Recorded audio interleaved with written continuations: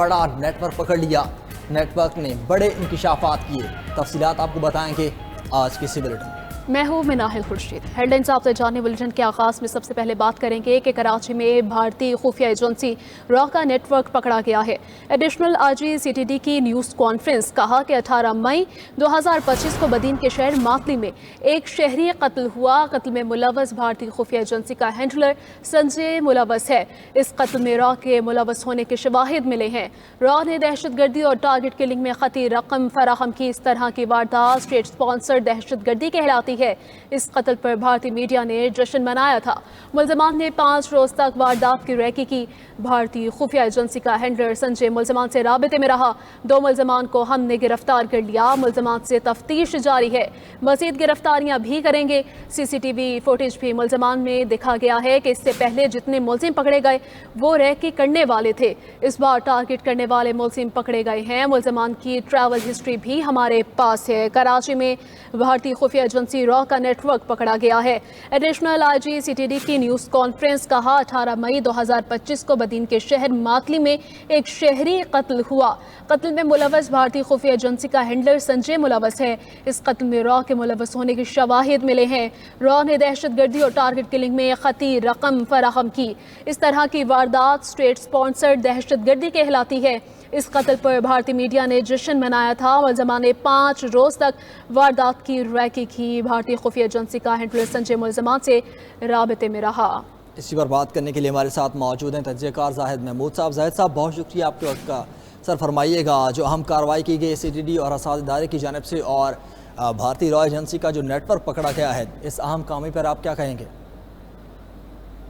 جی سب سے پہلے تو میں ویری گلیڈ اور یہ مبارکباد دیتا ہوں سی ٹی ڈی کو اور ان تمام لوگوں کو، گورنمنٹ کو، آفیشلز کو جنہوں نے اس نیٹ ورک کو پکڑا ہے. دیکھیں بھارت اس وقت جو ہے وہ ایک ٹرانس نیشنل ٹیررسٹ کے طور پر سامنے نظر آ رہا ہے اور یہ پیٹرن وہ صرف پاکستان نہیں بلکہ اپنے جو بھی ان کے ایلیمنٹس ہیں جہاں سے وہ سمجھتے ہیں کہ ان کے سو کالڈ پرسو کرنا چاہ رہے ہیں اپنے پولیٹیکل آر ایس ایس کے یہ ہندوتوا بیسڈ آبجیکٹیوز، تو وہ ٹرانس نیشنل ٹیررزم کو یوز کریں.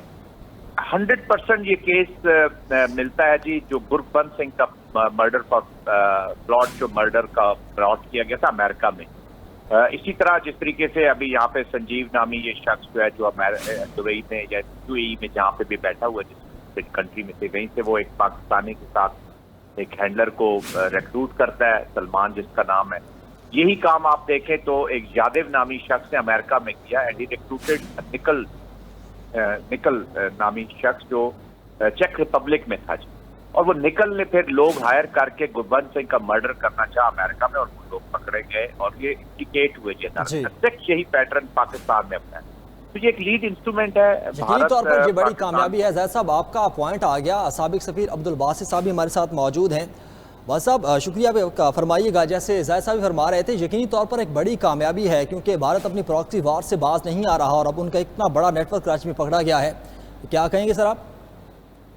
دیکھیے بالکل ٹھیک کہہ رہے ہیں آپ، اور جس سے ہمارے آج پولیس آفیسرز نے اور کاؤنٹر ٹیررزم ڈپارٹمنٹ کے لوگوں نے بھی اپنی پریسر میں کہا ہے کہ یہ بہت بڑا نیٹ ورک تھا جو ہم نے انرتھ کیا ہے اور یہ اطمینان بخش بات ہے کہ ایسا ہوا ہے. لیکن یہ پہلی دفعہ دیکھیے بھارت کی ایک پالیسی ہے اور کافی عرصے سے یہ ہے کہ پاکستان کو عدم استحکام کا شکار کیا جائے. پہلے تو دیکھیے ان کا مدّ نظر یہی تھا کہ کس طریقے سے سی پیک کو بھی نشانہ بنایا انہوں نے اور باقی بھی جو ہمارے کراچی کو پہلے جو فاتح ریجن تھا اس کو بھی، بلوچستان کو بھی ڈیسٹیبلائز کرنا چاہتے تھے.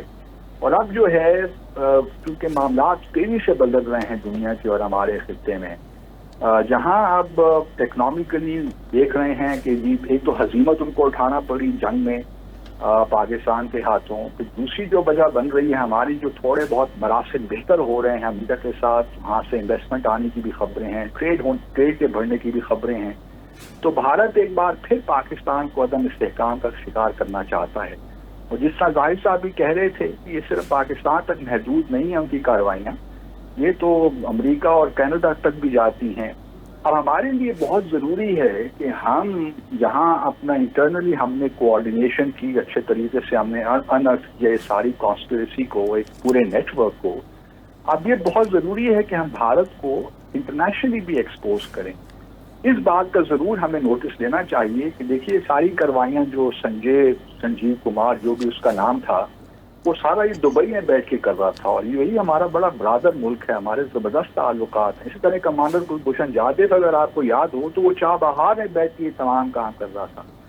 तो ये तमाम वो ममालिक हैं जिनके हमारे बड़े अच्छे ताल्लुकात हैं। तो पहले तो पाकिस्तान को ममालिक के साथ भी टेकअप करना चाहिए कि जो भारतीय शहरी हैं, जो भारतीय लॉ एजेंट्स हैं, उनके ममालिक में पाकिस्तान को डिस्टेबलाइज करने की कार्रवाइयाँ उनके ममालिक से कर रहे हैं। और दूसरी जानिब भी तो बड़ा डिफ्यूटेबल केस बनता है, हमारे पास अब एविडेंस मौजूद है कि हम भारत को FATF भी लेकर जा सकें। इससे पहले भी देखिए पाकिस्तान में कई कश्मीरी लीडरों को भी शहीद करवाया गया, भारत ने किया। तो हमारे पास अब काफ़ी मवाद जमा हो गया है मेरे ख्याल में कि अब भारत को हमें FATF में लेकर जाना चाहिए। काउंटर टेररिज्म कमेटी जो यूनाइटेड नेशन सिक्योरिटी काउंसिल के इस वक्त हम मेंबर हैं, वहाँ भी भारत को एक्सपोज करना चाहिए हमें। तो इस वक्त मैं समझता हूँ कि भारत तो ये आगे जारी रखेगा, क्योंकि उसकी पॉलिसी का हिस्सा है जी कि पाकिस्तान को डिस्टेबलाइज रखना है। जैद साहब, अगला मरला ये है कि पाकिस्तान ये मामलात आलमी फोरम पर उठाए। पाकिस्तान ने हमेशा आवाज़ उठाई है और दुनिया को मालूम है भारत कैसे प्रॉक्सीज वार करवाता है। कुलभूषण जाधव हमारे पास मौजूद, कनाडा में जो उसने वहाँ पे एक मामला किए हुए हैं भारत ने, वो भी सबके सामने हैं। कौन कौन से फॉर्म्स हैं जहाँ पर अभी पाकिस्तान भारत के खिलाफ आवाज़ उठा सकता है? देखिए, पाकिस्तान विक्टिम हो रहा है जी टेररिज्म का, और जिस तरह भी बासित साहब भी फरमा रहे हैं कि उनके एक स्टेट इंस्ट्रूमेंट के तौर पर इसको यूज कर रहे हैं टेररिज्म को to pursue there RSS agenda. अब इसको इंडिया का एजेंडा भी से ज्यादा ये RSS का agenda to destabilise the neighbours, और ये सिर्फ पाकिस्तान नहीं है जी, सबसे वो इंटरफेरेंस करते हैं। लेकिन Pakistan is not an ordinary country, ये हमें समझना चाहिए कि पाकिस्तान का जो रिस्पांस है वो उसी लेवल का फिर होना चाहिए जिस तरह की हमारी स्टेट है। हम कोई नई स्टेट पे देखें, जो डिप्लोमेटिक रिस्पांस है, मैं समझता हूँ कि बिल्कुल इनके एम्बेसडर को, जो भी यहाँ पर मौजूद हैं, इनके नुमाइंदे हाई कमीशन में, हाई कमिश्नर साहब को बुला के एग्जैक्ट सबूतों के साथ एक तो डीमार्च करना चाहिए और उनको बिल्कुल बताना चाहिए कि किस तरीके से, और इसका बिल्कुल इंफॉर्मेशन वॉरफेयर में ये जरूरी है कि पूरी दुनिया को इनका असल चेहरा दिखाना चाहिए। फिर जो सरजमीन गल्फ की यूज हुई है उनको बताना चाहिए कि उनके मुल्क के ऊपर जो मौजूद ये भारतीय लोग हैं, ये किस किस्म की एक्टिविटीज में इन्वॉल्व है, उनकी भी एक रिस्पॉन्सिबिलिटी, मॉरल रिस्पॉन्सिबिलिटी, ताकि थोड़ा सा एक प्रेशर डेवलप हो।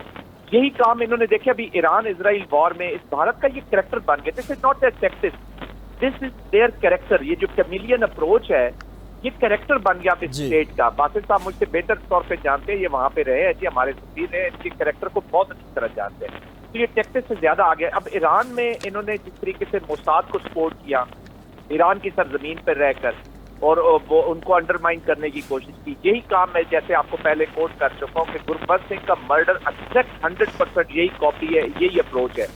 वही वो कहते हैं ना कि वही प्लान पूरा उठा के ले जाते हैं और हर मुल्क पे करते हैं। बांग्लादेश के अंदर इन्होंने इस तरह काम, कतर के अंदर, कतर जैसा मुल्क, अच्छा ये वो लोग गल्फ कंट्रीज को तो इन्होंने एक सेंटर बना रहे हैं जी। कतर में याद है आपको नेवल ऑफिसर्स इनके इन्वॉल्व। यकीनी तौर पर भारत प्रॉक्सीज वॉर खेल रहा है और हर जगह हजीमत का सामना भी करना पड़ता है। तजज़ियाकार ज़ाहिद महमूद साहब और साबिक सफ़ीर अब्दुल बासित साहब हमारे साथ मौजूद थे। आप दोनों का बहुत शुक्रिया।